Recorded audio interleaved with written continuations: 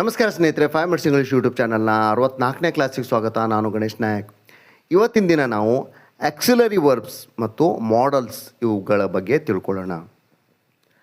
Auxiliary verb ಅಂದ್ರೇನು? ಮುಖ್ಯ ಕ್ರಿಯಾಪದದ ಜೊತೆಗೆ ಅಂದರೆ ಮೇನ್ ವರ್ಬ್ ಜೊತೆಗೆ ಸಹಾಯಕ ಕ್ರಿಯೆಯಂತೆ ಬಳಸಲ್ಪಡುವ ಕ್ರಿಯಾಪದವನ್ನು ಆಕ್ಸಿಲರಿ ವರ್ಬ್ ಅಂತಾರೆ. ಇವು ವಾಕ್ಯದ ಅರ್ಥವನ್ನು ಹೆಚ್ಚು ಸ್ಪಷ್ಟಗೊಳಿಸುತ್ತವೆ. ವಾಕ್ಯದ ಕಾಲ, ಮನೋಭಾವ ಹಾಗೂ ಧ್ವನಿಯನ್ನು ಬದಲಾಯಿಸಲು ಇವುಗಳನ್ನು ಉಪಯೋಗಿಸ್ತಾರೆ. ಯಾವುದನ್ನು? ಆಕ್ಸಿಲರಿ ವರ್ಬನ್ನು. ನಿಮ್ಗೆ ಆಲ್ರೆಡಿ ಗೊತ್ತಿದೆ. Is, am, are, was, were ಇವು ಬಿ ಅನ್ನೋ ಕ್ರಿಯಾಪದದ ರೂಪಗಳು. ಹ್ಯಾವ್, ಹ್ಯಾಸ್, ಹ್ಯಾಡ್ ಇವು ಹ್ಯಾವ್ ಅಂದರೆ ಹೊಂದು ಇದರ ಕ್ರಿಯಾಪದದ ರೂಪಗಳು. ಮತ್ತು ಡೂ ಮತ್ತು ಡಿಡ್ ಇವು ಡೂ ಕ್ರಿಯಾಪದದ ರೂಪಗಳು. ಇವೆಲ್ಲ ಆಕ್ಸಿಲರಿ ವರ್ಬ್ಸ್. ಇವುಗಳನ್ನು ಆಲ್ರೆಡಿ ನಾವು ಹಿಂದೆ ಹೇಗೆ ಬಳಸಬೇಕಂತ ಹಿಂದಿನ ಕ್ಲಾಸ್ಗಳಲ್ಲಿ ತಿಳ್ಕೊಂಡಿದ್ದೇವೆ. Am, is, are, was, were, have, has, had, do, did ಇವು ಹೆಲ್ಪಿಂಗ್ ವರ್ಬ್ಸ್ ಅಂತ ಕರೀತಾರೆ, ಸಹಾಯಕ ಕ್ರಿಯಾಪದಗಳು. ಇವುಗಳನ್ನು ನಾವು ಬಳಸುವುದನ್ನು ಕಲ್ತಿದ್ದೇವೆ.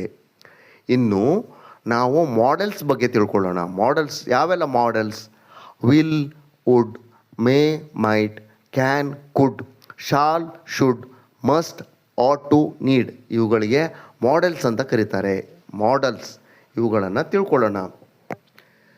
ಏನಪ್ಪ ಈ ಮಾಡೆಲ್ಸ್ಗಳು? ಇವು ಏನು ಮಾಡುತ್ತವೆ ಅಂತೇಳಿದ್ರೆ, ಈ ಮಾಡೆಲ್ಸ್ಗಳು ವಾಕ್ಯದ ವ್ಯಾಕರಣಾತ್ಮಕ ಮನೋಭಾವವನ್ನು ಬದಲಿಸುತ್ತವೆ.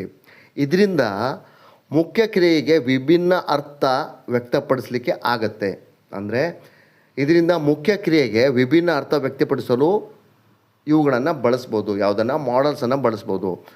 ಮಾಡೆಲ್ ಕ್ರಿಯಾಪದಗಳನ್ನು ಬಳಸುವುದರಿಂದ ವಾಕ್ಯಗಳಲ್ಲಿ ಹೆಚ್ಚು ಸ್ಪಷ್ಟತೆ ಮತ್ತು ಅರ್ಥ ಬರುತ್ತೆ.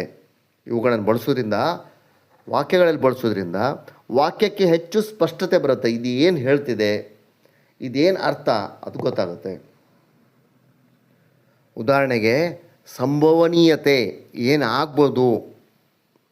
ಶಕ್ತಿ, ಅಗತ್ಯ ಅಂದರೆ ಆ ಕೆಲಸದ ಅಗತ್ಯ ಇದೆಯಾ, ಅಥವಾ ಅದು ಶಿಫಾರಸ್ಸ ಅಂದರೆ ನಾವು ಕೊಡ್ತಾ ಇರೋವಂಥ ಸಜೆಷನ್, ಸಲಹೆ.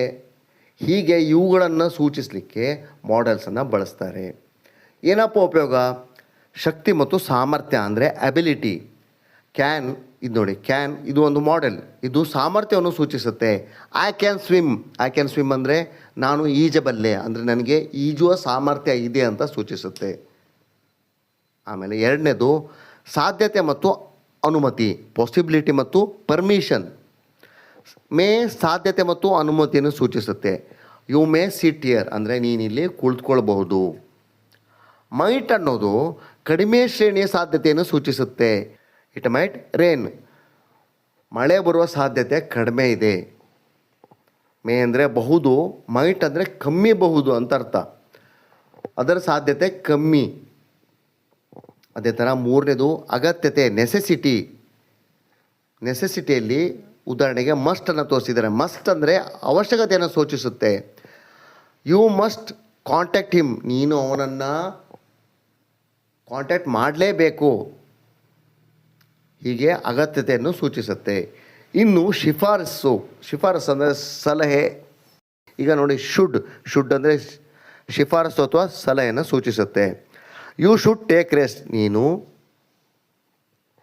ವಿಶ್ರಾಂತಿಯನ್ನು ಪಡಿಬೇಕು, ವಿಶ್ರಾಂತಿಯನ್ನು ತೆಗೆದುಕೊಳ್ಬೇಕು. ಅದೇ ಥರ ಮಾಡೆಲ್ ವರ್ಬ್ಸ್ ಕಾಲವನ್ನು, ಭವಿಷ್ಯತ್ ಕಾಲವನ್ನು ಕೂಡ ಸೂಚಿಸುತ್ತೆ. ವಿಲ್ ಅನ್ನೋದು ಭವಿಷ್ಯತ್ ಕಾಲದ ಕ್ರಿಯೆಯನ್ನು ಸೂಚಿಸಲು ಉಪಯೋಗಿಸುತ್ತೇವೆ. ಐ ವಿಲ್ ಕಮ್ ಟುಮಾರೋ, ನಾನು ನಾಳೆ ಬರುತ್ತೇನೆ. ಮತ್ತು ತಾತ್ಕಾಲಿಕ ಕ್ರಿಯೆಗಳು conditional models.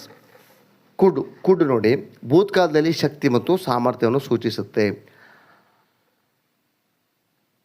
I can run fast,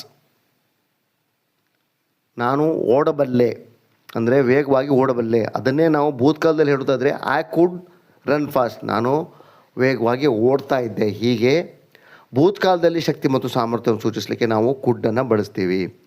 wood ಭವಿಷ್ಯದಲ್ಲಿ ಶಿಫಾರಸನ್ನು ಸೂಚಿಸುತ್ತೆ. ಐ ವುಡ್ ಪ್ರಿಫರ್ ಟೀ, ನಾನು ಟೀಯನ್ನು ಇಷ್ಟಪಡ್ತೀನಿ.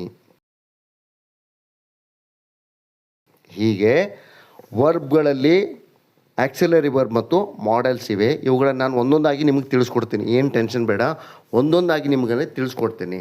ಪ್ರತಿಯೊಂದೂ ಪ್ರತಿ ಕ್ಲಾಸ್ ಸಪ್ರೇಟ್ ಮಾಡ್ತೀನಿ. ಈಗ ನೀವು ಬೇಸಿಕ್ಕಾಗಿ ತಿಳ್ಕೊಳ್ಬೇಕಾಗಿದ್ದು am, is, are, was, were, do, did,